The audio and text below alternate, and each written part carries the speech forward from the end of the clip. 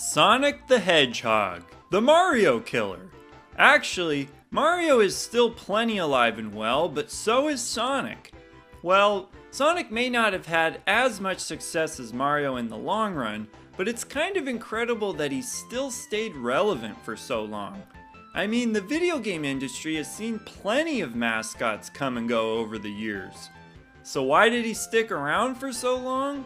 A lot of fans will tell you it's because he was such a big deal in the early 90s, and Sega just refuses to give up on him, pumping out games pretty consistently and a lot of bad ones, save for the few much appreciated exceptions. So how big of a deal was he in the early 90s? A big deal. Like, a really big deal.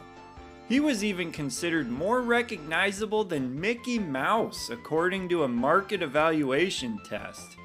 However, take that with a grain of salt, as that was never proven for sure. But whether that was true or not, the point is that he was big enough that it could have been true. I mean, Sonic was the first ever video game character to be featured in the Macy's Day Parade. Yes, even before Mario. And speaking of Mario, he's really the reason why Sonic exists. You see, Nintendo dominated the video game market share in the late 80s, and Sega was trying to figure out a way to cut into that. They saw that a big part of Nintendo's success was having Mario as their mascot, and so they decided to create something that could compete with that. They eventually came up with Sonic, and he burst onto the scene. This allowed the Sega Genesis to compete with the Super Nintendo and ignited the console wars. Now, keep in mind that the original Sonic came out in 1991, but the Sega Genesis came out in 1989. And actually, it was 1988 in Japan. A lot of people don't realize that the Genesis was initially intended to compete with the original Nintendo. Sonic really breathed new life into the system to allow it to compete with the Super Nintendo. That's the power of marketing for you, and that's the power of Sonic. Yeah, there were the famous Genesis does what Nintendo don't ads, but it was really Sonic that pushed things forward. Sega positioned itself as the cooler console, and their main character was at the forefront of this. Now, he might just seem like another cutesy animal mascot by today's standards, but back then, the 90s were all about attitude, and a blue hedgehog who was impatient was just considered cooler than a fat plumber. Obviously, Mario is awesome, but that was the perception Sega created back then. But Sega didn't just start the console wars, they did more than that. They showed that the market leader in video games could be challenged. A lot of companies tried to cash in on this craze by making their own mascot or system altogether.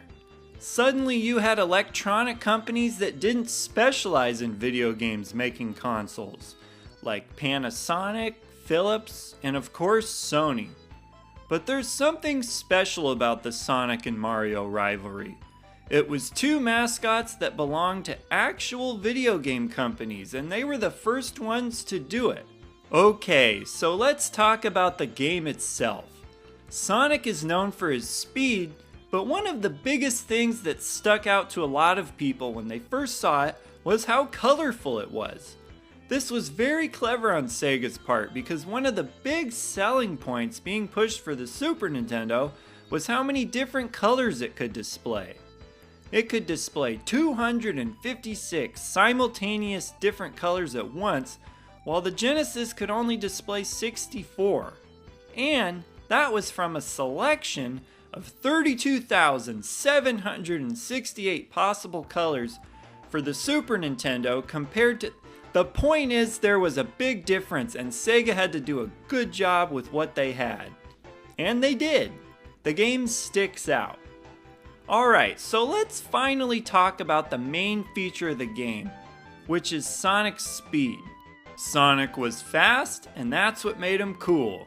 Now, something notable a lot of people forget is that Sonic actually couldn't do his spin dash in the first game. That was created later.